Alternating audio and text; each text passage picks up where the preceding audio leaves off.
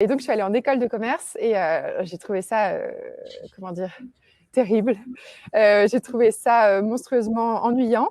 En fait, c'était très théorique. On avait 15 heures de cours par semaine alors qu'on payait 10 000 euros une année pendant 5 ans. Donc, tu te dis, OK, je vais rester 5 ans sur une chaise à écouter un mec qui n'a pas mis un pied dans une entreprise depuis un bon moment. Et en plus, je vais payer ça 10 000 euros par an. Mais ça va pas, non. Et du coup, en plus, mes parents ont fait un emprunt, donc j'étais hyper gênée de me dire qu'ils s'étaient endettés pour me payer des études que je n'allais pas continuer. Donc, à 20 ans, j'ai tout arrêté parce que je me suis dit que C'était c'était pas quoi ton possible. école? C'était l'European Business School. C'est pas la Mais même franchement, école que tu vas Grandjean, tout, hein. ça? Si. Et que, comment il s'appelle, Ah Morin oui, de c'est la Save. dernière. Enfin, et maintenant, ouais. Ouais, bon après il y en a qui s'y plaisent très bien. Moi ça m'a pas plu. Je pense que j'étais pas quelqu'un de scolaire et la preuve c'est que en fait chez Iconoclast on a pris tous les bons trucs d'une école de commerce, donc la famille, le réseau, etc. Ça on l'a pris et puis tous les trucs qu'on n'aimait pas, type la théorie, les profs hyper boring, etc. On l'a enlevé. Donc ça ressemble un peu à l'école de mes rêves, quoi. Enfin l'école que Qu'est-ce que j'aurais tu as aimé fait avoir. après l'école, du coup?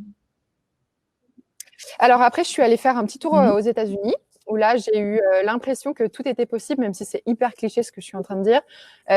Tu vois, j'ai rencontré plein de personnes qui n'avaient pas de diplôme et qui arrivaient à monter leur boîte et qui s'en sortaient très bien.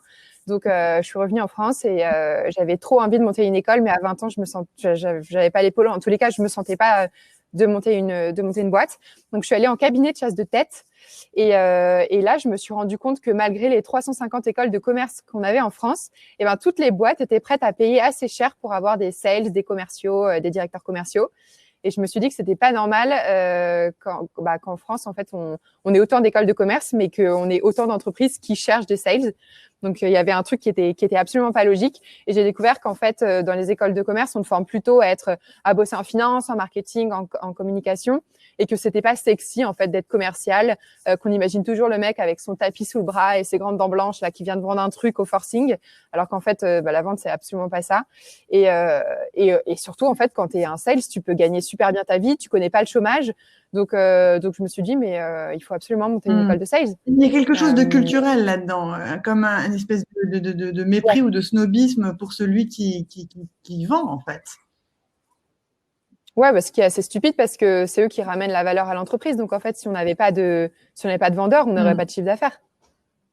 Je sais pas d'où ça vient ce truc, il faudrait se renseigner, mais franchement, ça n'a pas de sens.